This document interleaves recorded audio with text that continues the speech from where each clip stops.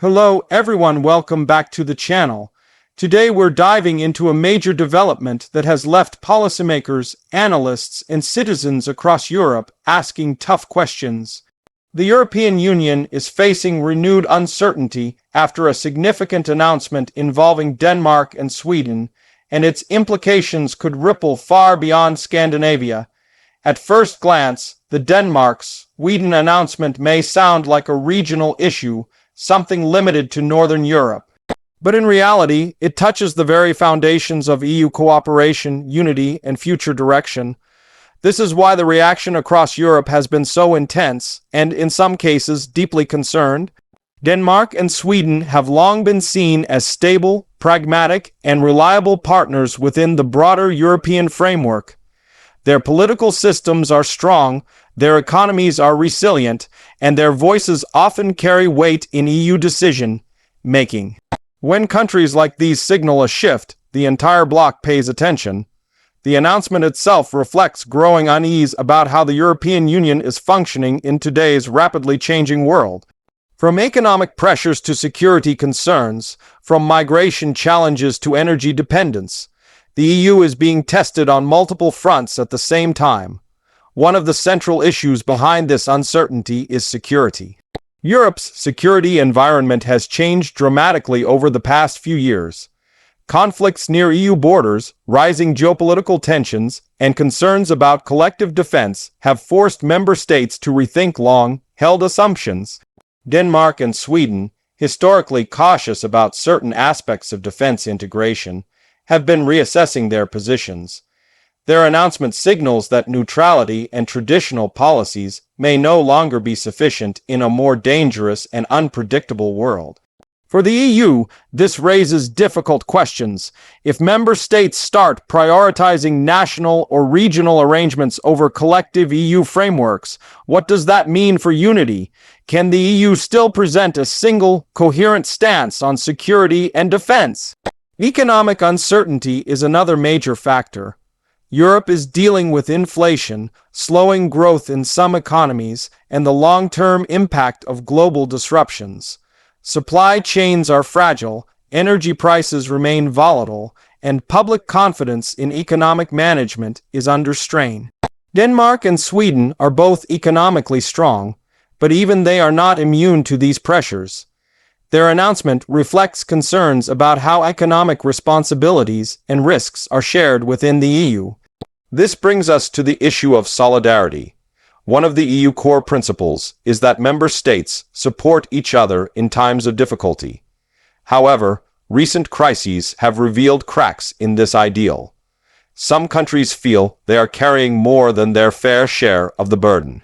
When countries like Denmark and Sweden express caution or signal a desire for more control, it amplifies debates about fairness, contribution, and benefit within the Union. Smaller states watch closely, wondering what precedent this might set. Another layer of uncertainty comes from public opinion. Across Europe, trust in institutions has been fluctuating. Citizens are increasingly vocal about concerns related to sovereignty, democratic accountability, and cultural identity. In Denmark and Sweden, public debates have become more intense. People are questioning how much decision-making power should rest in Brussels versus national capitals. This internal pressure influences government positions and shapes major announcements. For the EU leadership, this is a delicate moment. Pushing too hard for deeper integration risks backlash, while moving too slowly could weaken the Union's ability to act decisively. The Denmark-Sweden announcement highlights this balancing act. Migration is also part of the story. Northern European countries have been at the center of migration debates for years. Managing borders, integrating newcomers, and addressing public concerns have proven extremely challenging. Differences in national approaches to migration have often caused friction within the EU. When influential countries adjust their stance or call for new frameworks, it adds to the sense of uncertainty about shared policies. Climate and energy policies further complicate the picture. Denmark and Sweden are leaders in renewable energy and climate action. Their positions often push the EU toward ambitious environmental goals.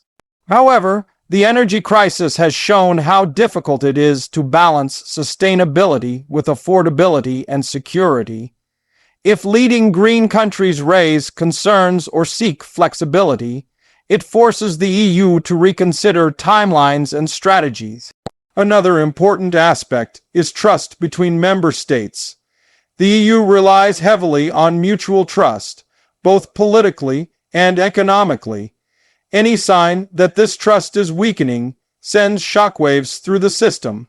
The Denmark-Sweden announcement has been interpreted by some as a sign of caution rather than rejection. Still, even caution can slow momentum and create space for disagreement. Smaller EU countries are particularly attentive. They often look to nations like Denmark and Sweden as models. If these countries appear uncertain, it can embolden others to question existing arrangements or delay commitments. Meanwhile, larger EU members are watching closely as well. France, Germany, and others understand that cohesion is essential for Europe's global influence. Any fragmentation could weaken the EU position on the world stage. Externally, global powers are also paying attention. A divided or uncertain EU is less able to project strength in trade negotiations, diplomatic efforts, and security alliances. The timing of this announcement matters too.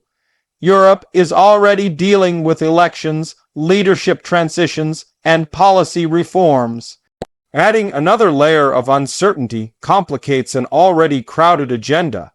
Some analysts argue that this moment could actually be an opportunity. They suggest that honest reassessment by member states could lead to a stronger, more realistic EU framework. From this perspective, Denmark and Sweden are not undermining the EU, but forcing it to confront uncomfortable truths. What kind of union does Europe want to be? How much integration is desirable, and at what pace? Others, however, fear that this could open the door to further fragmentation. If every country starts renegotiating its relationship with the EU, collective action becomes harder, not easier. The challenge for EU institutions will be to respond without panic. Overreaction could deepen divisions, while ignoring concerns could fuel resentment. Dialogue will be crucial. Open discussions between member states, transparent communication with citizens, and clear explanations of policy choices can help reduce uncertainty.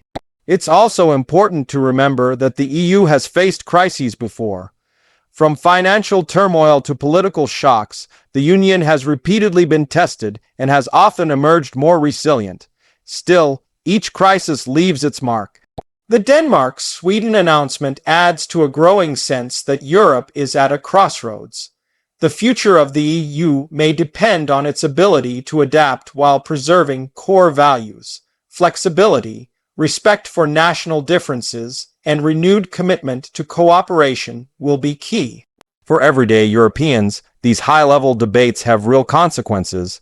Decisions made now will affect jobs, security, energy costs, and freedoms in the years to come. That's why this moment matters. It's not just about Denmark and Sweden. It's about what kind of Europe is being built in an increasingly uncertain world. As the situation develops, we can expect intense negotiations, strong opinions, and possibly new proposals for reform. Nothing is set in stone, but the direction chosen now will shape the EU future. In the end, uncertainty does not have to mean weakness. It can also be a sign of reflection and change. Whether the EU can turn this uncertainty into renewed strength remains to be seen. What is clear is that the Denmark-Sweden announcement has sparked an important conversation, one that Europe cannot afford to ignore. If you found this breakdown helpful, make sure to stay tuned for more updates and deeper analysis as this story continues to unfold. Thank you for watching, and I'll see you in the next video.